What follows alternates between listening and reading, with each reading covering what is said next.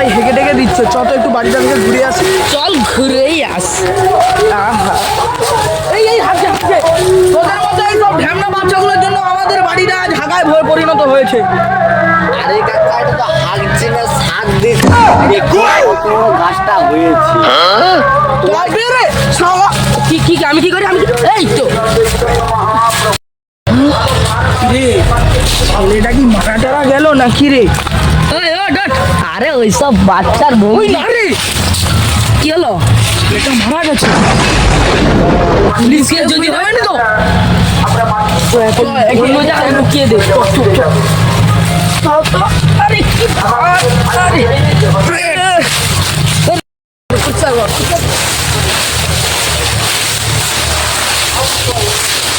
নে নে নে, চলে চলে চলে,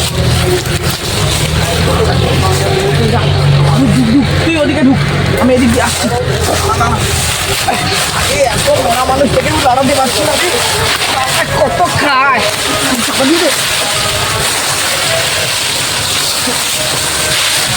খাও করে থাক, শিয়াল একটা চাপা দিয়ে আসি। এটাই চাপা দিয়ে দে তো। পাতা পাতা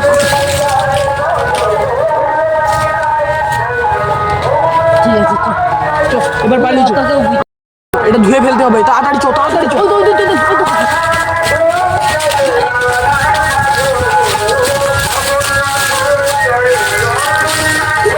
উঠছেই না তো। আমি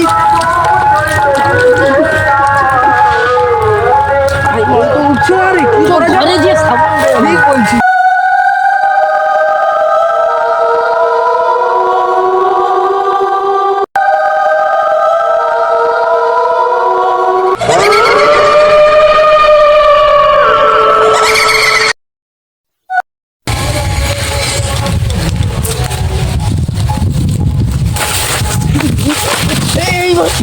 এই পড়েই যাচ্ছিস কেন? ও তুই, আচ্ছা তাই বল। আমি তো ভয় পেয়ে গেছিলাম। আজকালকার ছেলেরা দেখছিস সব বাপ কাকাদের সাথে বসতে চলে আসছে। কি বলার বল। আমি কাল রাতে নিখুঁত দেখেছি। কিলে সেই ভূতটা কি তোর ঘাড়ে চেপেছিল না? তোকে ভালোবেসে আদর করছিল। যে ভূতরা না হাফ সরো, আমি যখন যাই কোনো দুটো ছিল না, ভূত একটা। ভূতটা নয় তো যে কালকে হাগ ছিল, আমরা তাকে মেরে দিয়েছিলাম। আরে না না ভাইসা, এখনকার যুগে দাঁড়িয়ে তুই এইসব ভূতের কথা। হতেই তো পারে সে হয়তো আমাদের উপরে রেগে এইসব কাজ করছে।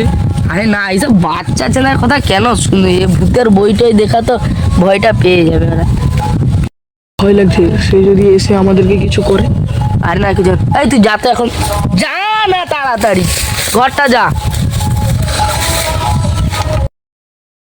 ভাই আমার কিন্তু খুব ভয় করছে, এবারে বাড়ির দিকে চ। চ বলছিস যখন।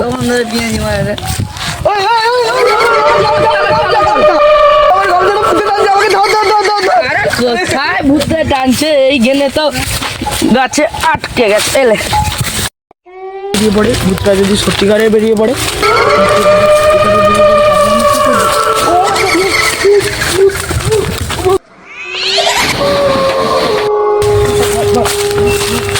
কোথায় ভূত? ওই ওখানে আমাকে ছুটাচ্ছিল।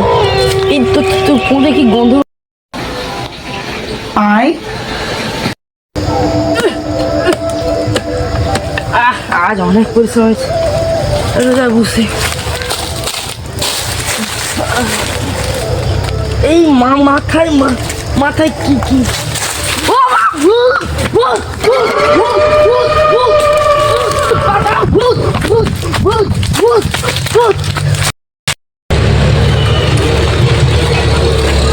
কিরে বন্ধু, ভালো আছিস? আর কি ভালো থাকবো বল।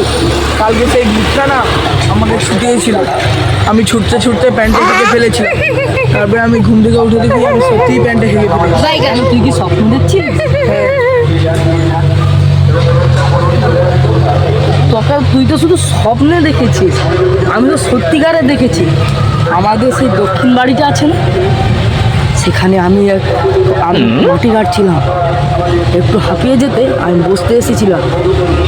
দেখি না গাছের উপরে একটা ভূত বসে আছে, তার পিছনে আমি এমন এমন আওয়াজটা দিয়েছি না, তার পেছনে পুরো মানে বাদ দিয়ে বাদ।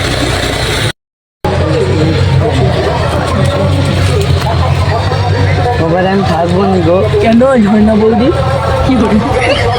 ওখানে ভূত আছে বাবা গো, তুমি ভূত তাড়াও, না হলে আমি পালিয়ে যাব বাবা গো। কেন গো? তুমি দেখো আমার কি অবস্থা করেছে বাবা গো। তাহলে একটা তান্ত্রিক ডাকাত আমি একটা কথা বলবো। কি কথা বল বল। আমার একটা তান্ত্রিক জানি, ঠিক আছে, নাম্বার আছে, ফোনটা লাগা দেখি। তার নামটা কি আগে বল। ভালো কেন তান্ত্রিক? লাগা ফোন লাগা। হ্যালো ভ্যালকা তান্ত্রিক, আমাদের পাশের গ্রামে ভূত দেখা গেছে, তুমি আসতে পারবে তো? হ্যাঁ হ্যাঁ। বম তারা কি হচ্ছে? এখানে আপনি বসুন। আমাদেরকে না একটা ভূত সেই কয়েকদিন ধরে জ্বালিয়ে খাচ্ছি, কি করা যায় বলুন তো? এর সমস্যা আছে অনেক কিছু, তোমরা কিছু করেছিলে? না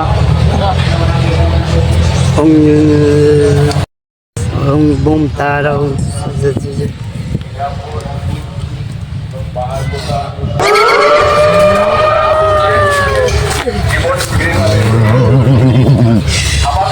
তোর নাম কি বল? একটু হেগে আছে। তোর নাম কি বল? আমার নাম অনুকূল। কেন এসেছিস এদের কাছে? আমি সেদিন ওখানে হাঁকতে গিয়েছিলাম। কেন ঘরে বাদ জায়গা ছিল না? না, আমার ঘরে হাগার জায়গা ছিল না, আর আমি একটু পদে বাতাস লাগিয়ে হাঁকতে ভালোবাসি, তাই আমি একটু বাদে হাঁকতে এসেছিলাম।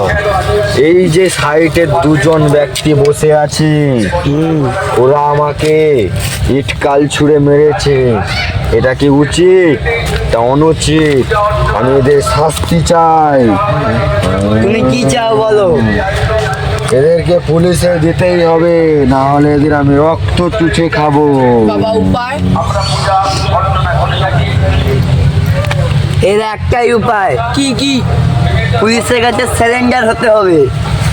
সিলিন্ডার নয়, সিলিন্ডার। ওই একই হলো। একই নয়, এক কথা 100 সমান।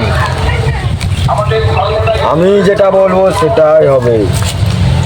পুলিশের কাছে এদের কারাদণ্ড আমি চাই চাই চাই। আমি কারো একটা আত্মা হয়ে আমি ঢুকবো। এই যে ব্যক্তিটা বসে আছে, একে আমি চিনি না, একে আমি আত্মা আমার ঢুকবে শরীরে। তারপর আমি যেথা দিয়ে যাব সেখানে আমার একটা লাঠি ভেঙে যাব। প্রমাণ আমি বলছি, খাতাপত্র দরকার নেই, মেরে লিখে নিতে পারো আমাকে।